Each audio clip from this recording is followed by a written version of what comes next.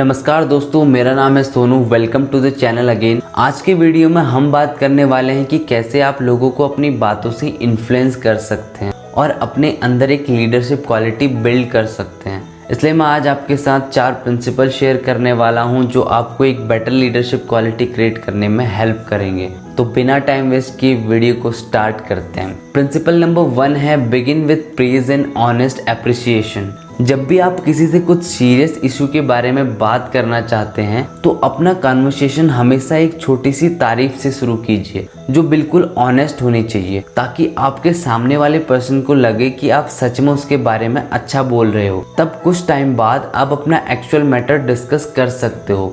एक बार ऐसा ही फिलाडेल्फिया की वार्क कंपनी के WP गौ के साथ भी हुआ, जब उनको एक लार्ज ऑफिस बिल्डिंग बनाने का कॉन्ट्रैक्ट मिला था। उस बिल्डिंग को पूरा करने की एक फिक्स डेट दी गई थी, तो उन लोगों का काम ठीक ही चल रहा था। बिल्डिंग लगभग पूरी बनने वाली थी टाइम पर। थोड़ा बहुत एक्सटीरियर का काम बचा था। इसी दौरान उनके सब कॉन्ट्रैक्टर ने, जिसको एक्सटीरियर का काम करना था, उसने बोला कि ये काम उस डेट तक खत्म नहीं हो पाएगा। तो इस बात को सुन के सारे लोग परेशान हो गए। तो काफी सारे फोन कॉल्स और लंबी बहस के बाद मिस्टर गौ को न्यूयॉर्क भेजा गया उस कंपनी के प्रेसिडेंट से बात करने के लिए, जिसके पास बिल्डिंग के एक्सटीरियर का कॉन्ट्रैक्ट था। तो वहां जाकर मिस्टर गौ ने प्रेसिडेंट से बोला कि आपको पता है ब्रुकलिन में आपके नाम का कोई दूसरा व्यक्ति नहीं है। गौ ने बताया कि जब मैं ट्रेन से उतरा तो मैंने आपका एड्रेस जानने के लिए ब्रुकलिन की फोन बुक चेक की। तब मुझे पता लगा कि आपके नाम का कोई दूसरा आदमी है ही नहीं।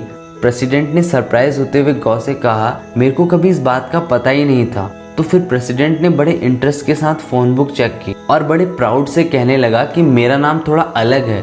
इस प्रकार बड़ी देर तक मिस्टर गौ को अपनी फैमिली की हिस्ट्री बताने लगा। जैसे ही उसने अपनी फैमिली के बारे में बताना बंद किया तो मिस्टर गौ ने दोबारा उसकी तारीफ में कहा कि मैं बहुत सारी ब्रॉन्ज की फैक्ट्री में घूमा हूँ, पर आपके जैसी ब्रॉन्ज फैक्ट्री में पहली बार देख रहा हूँ। तो इस प्रकार मिस्टर गौ ने प्रेसिडेंट को उनके कामों के लिए काफी सारे कॉम्प्लीमेंट दिए और वो फैक्ट्री में प्रेसिडेंट के साथ काफी घूमे भी। तब प्रेसिडेंट ने मिस्टर गौ को अपने साथ लंच करने के लिए फोर्स किया। अभी तक मिस्टर गौ ने अपने मेन प्रॉब्लम्स के बारे में प्रेसिडेंट से कोई भी बात नहीं की थी। लंच के बाद प्रेसिडेंट ने मिस्टर गौ से कहा, चलो अब कुछ काम की बात करते हैं। मुझे पता है तुम यहाँ क्यों आए हो, पर मैंने नहीं सोचा था कि तुम्हारे साथ मीटिंग इतनी मजेदार होगी। फिर प्रेसिडेंट ने मिस्टर गौ से कहा कि मैं तुम्हें प्रॉमिस करता हूँ कि तुम्हारा काम जरूर हो जाएगा, भले ही मेरे को बाकी के कुछ ऑर्डर डिले करने पड़े। इस प्रकार मिस्टर गौ ने अपनी बात बिना पूछे मनवा ली। अगर मिस्टर गौ वहां जाकर प्रेसिडेंट पर भड़क जाते, गुस्सा दिखाते,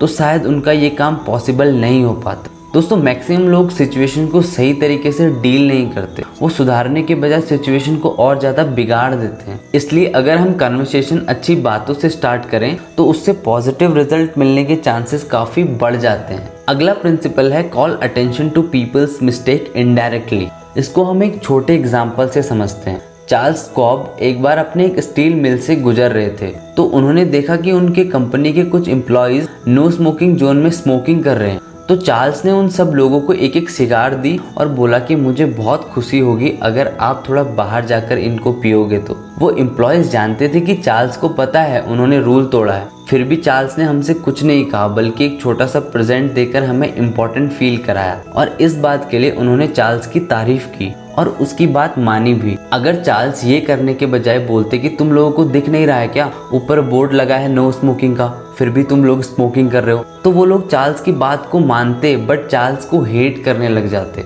उनके मन में चार्ल्स की एक नेगेटिव इमेज बनती। इसलिए दोस्तों, किसी की मिस्टेक्स को डायरेक्टली पॉइंट करने के बजाय आप उसे इनडायरेक्टली समझाने की कोशिश करो।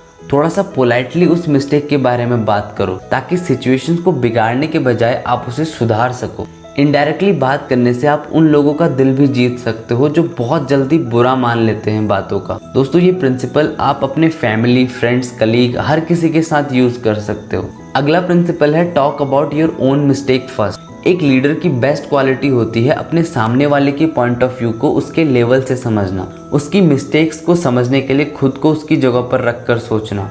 यही एक बार डेल कार्नेगी के साथ भी हुआ, जब डेल कार्नेगी की नीस जोसेफनी कार्नेगी न्यूयॉर्क में डेल की सेक्रेटरी बनने के लिए आई। वो उस वक्त बस 19 साल की थी और उसके पास कोई भी बिजनेस एक्सपीरियंस नहीं था। बाद में वो बहुत अच्छी सेक्रेटरी बनी, बट शुरुआत में उसे काफ़ी इम्प्रूवमेंट की ज़रूरत थी। तो तो एक बार डेल उसको एक मिस्टेक के लिए डांटने वाले थे, तो तभी डेल ने खुद को रोक लिया और खुद से कहने लगे कि तुम उससे लगभग डबल एज के हो और तुम्हें उससे 10,000 गुना ज़्यादा बिजनेस एक्सपीरियंस है, तो तुम कैसे उम्मीद कर सकते हो कि उसके पास भी तुम्हारे जैसा व्यू पॉइंट और जजमेंट होगा। और उसकी एज में तो तुमको उसके जितना भी नहीं पता था, तुमने उससे भी ज़्यादा बेकार गलतियाँ की हैं।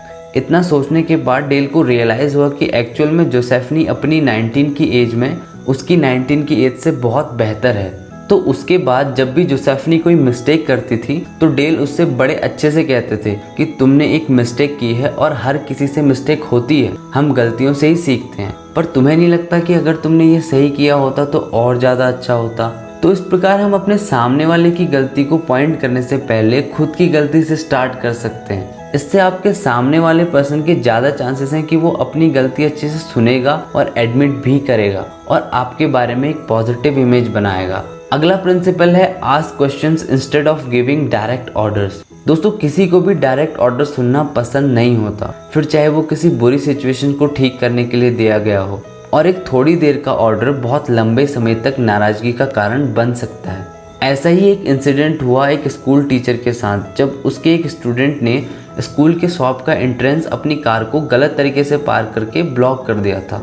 तब वो टीचर क्लास में आया और जोर से चिल्लाने लगा कि वो कार किसकी है। जब स्टूडेंट ने उसको रिस्पांस दिया तो टीचर उस पर बहुत गुस्सा होकर कहने लगा कि जल्दी से अपनी कार हटाओ वरना इसको बाहर फेंकवा देंगे। यहाँ पर उस स्टूडेंट की गलती थी, पर उस दिन से उस टीचर के बिहेवियर के कारण उस स्टूडेंट के साथ क्लास के बाकी स्टूडेंट्स ने भी उसको बहुत परेशान करना स्टार्ट कर दिया। अगर वो टीचर एक अच्छे तरीके से उसे कार हटाने के लिए बोलता तो शायद वो स्टूडेंट्स उसको इतना हेट नहीं करते, क्योंकि डायरेक्ट ऑर्डर देने के बजाय जब आप उसे एक सजेशन की तरह लोगों को बताते हो तो इससे सामने वाले को हर्ट नहीं होता, आप उसे इम्पोर्टेंट फील कराते हो, जिससे दोनों के बीच कोऑपरेशन बढ़ता है। तो दोस्तों, ये थे वो 4 प्रिंसिपल्स जो मैंने डेल कार्नेगी की book how to win friends and influence people से आपके साथ शेयर किए। अगर आपको वीडियो पसंद आया हो तो वीडियो को लाइक एंड शेयर जरूर करना और कमेंट करके जरूर बताना कि आपको ये वीडियो कैसी लगी। और आपको अगर इस बुक से रिलेटेड और वीडियोस देखनी है तो मैं इनके लिंक डिस्क्रिप्शन में दे दूंगा, आप वहां जाकर देख सकते हैं। और अगर चैनल पर नए हो तो प्लीज चैनल को सब्सक्राइब जरूर कर लेना ताकि आपको ऐसी अमेजिंग वीडियोस मिलती रहें। फाइनली थैंक्स फॉर वॉचिंग दोस्तों।